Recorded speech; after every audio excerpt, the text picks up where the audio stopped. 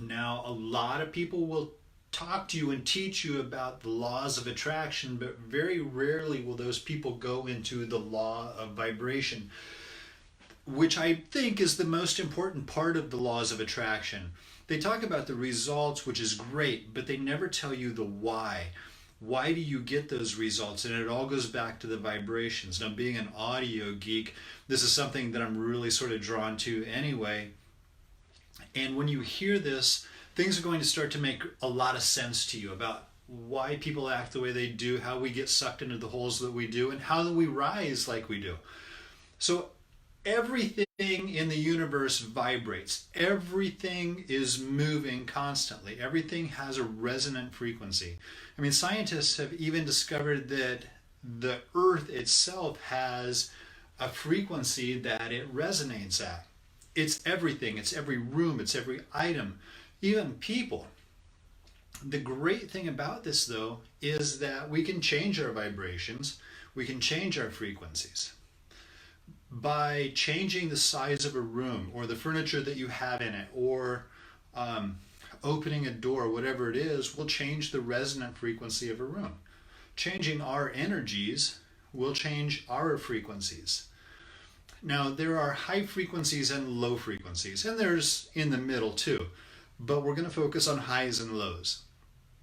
Now, low frequency people tend to be the people who are down, depressed, complaining about everything, the pessimist, the everything is terrible. Those are your low frequency people. And we can get there and we can come back out of it too, but some people like to live there, and that's okay. Well, it's not really okay, and we'll explain why. The high frequency people are the people who are enjoying a certain level of success and or wealth. Now let me explain this to you because it has nothing to do with money. We could spend an entire series on what is success and what is wealth, but we're not going to. I'm going to boil it all down for you right now. So success is, in a nutshell, somebody who is moving towards their goal. Now, it doesn't matter if you're falling towards your goal. We've talked about that before. But as long as you're constantly moving towards your goal, you're successful. Celebrate those. Wealth is not necessarily financial. Wealth, in a nutshell again, is anyone who has been blessed with an abundance of some sort. Now, I'm not a quadrillionaire, but I have been greatly blessed with abundance of all kinds of different things. And so I am one of the wealthiest men that ever lived. And there are many, many, many wealthy people. So that is success, that is wealth. So high frequencies are generally associated with those who have a degree of success or a degree of wealth. Somebody who is always on the positive, on the upside, always looking at, they're the optimist, they're always going for something new, always moving. So those are the high frequency people. And in the middle, there's moving and there's growing and flowing, and that's all okay. But we're going to focus on highs and lows. So our frequencies, here's the trick to them, because this is where we get into the laws. Frequencies will attract like frequencies. You've heard me say before that if you want to be the best at something, surround yourself with the best of something. If you want to be the best tennis player, surround yourself with the best tennis players. If you want to be the best business person, surround yourself with the best business people. Because they are giving off an energy, a frequency, that if you put yourself in the midst of that, you will start to develop that frequency and you will start to resonate at that energy level. That's going to draw in more high frequency people. Low frequencies also draw in low frequencies. Likes attract. Do you know a couple who is, one of them is super depressed, down all the time, complaining about everything, and they are in a relationship with somebody who is also down all the time, depressed, complaining about everything? It's because they're at the same frequency. Their universe frequency has aligned. And so their relationship is probably great. And you look at these people and think, oh my gosh, how can anybody live with that? But what they're doing is something so pure because they're playing on the same wavelength. So it absolutely works for them. So likes attract. You've heard the adage that misery loves company, and it's absolutely true. And it could be the highs, could be the lows. Wherever you are, attract yourself to those, surround yourself to those. You are literally a product of your environment. So, like frequencies attract. Now, here's the next law. Frequencies also suck, literally. And here's how this happens. If you are at a high frequency, if you're always the optimist, always looking at the good side of things, have you ever walked into a restaurant where you just sort of felt uncomfortable? It's just something wasn't right. Or maybe it's not a restaurant or a room or somebody's home, something. It's because there's a negative energy that's present and a low frequency in that environment. And you being a high frequency who enters that, if you're not cognitive about where you are frequency-wise, and if you are not able to control where you are frequency-wise, you can very easily be sucked into that frequency. So a low energy will try to suck a high energy down into it.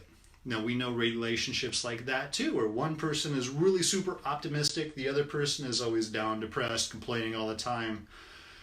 It's like living in, Harry Potter fans, it's like living in Azkaban, where the Dementors are sucking your soul out, because they literally are. They're trying to suck those high energy frequencies out of us to bring us down to their level. Now that's, the opposite is also true.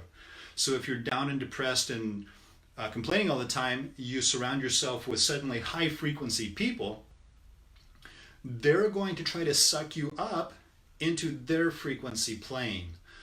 And if you're down in the dumps, you're normally a high frequency person, maybe you're down in the dumps, whatever. And I'll tell you in my coaching with Project Find Your Fire that go surround yourself with high energy, high frequency people. And then you'll respond to me, well, they're not my people. They're not my friends. I don't have anything to do with them. Well, they're not your people because you are on opposite planes. If you surround yourself by them, you will eventually become on the same plane, and then you will find your people. They will be there. But you got to put yourself into that environment. So like energies attract, energies suck each other literally, and the last law is that energies will also repel themselves if they are strong enough. So if you are a super high energy person and you encounter somebody who is super low energy, if those energies are strong enough, the low energy person will actually maintain a distance from you because their frequency just won't let it happen. It's like holding two magnets together that on opposite sides, same sides, opposite sides, whatever. But they will actually repel each other. I've seen this happen. I've heard about it happening. A great friend of mine has told me about some things that have happened to him. So if you are super high, you might be pushing away super low, which is a good thing. If you're super low, you might also be pushing away super high, which could be a bad thing, because if you're normally, at a super level playing field or a high frequency, and you find yourself in the very bottom of your hole, the lowest you could possibly go in that pit of low frequency sludge, if you find yourself there, you can actually be pushing away those high frequency people who are trying to come to you and help you. But it takes a real cognitive effort, a real awareness of where you are in your frequency and how you surround yourself with other people around you. So if you're in that spot, you're going to have to use some other tools that we can give you to help raise yourself up so your low isn't like super negative low, so your highs can actually come to you and help you come out of it. If you are a high and you were to counter somebody who is super low, here's the best way to change their frequency. You can actually pull them out of that sludge. If you can get there and they're complaining and depressed, whatever the issue may be, their low frequency, all you have to do is to move to a different frequency for them. And to do that, it might be something as simple as compliment them. Change the subject, give them a compliment. I mean, a sincere compliment. Don't just make something up just to change the subject, but give them a sincere compliment. And what that's doing is what we call breaking the pattern. So you've taken them from their frequency and you've broken it off and you've given them a new frequency from which to work. Now, sometimes it takes time and you have to go step by step by step to get them out, but it absolutely works. It absolutely does.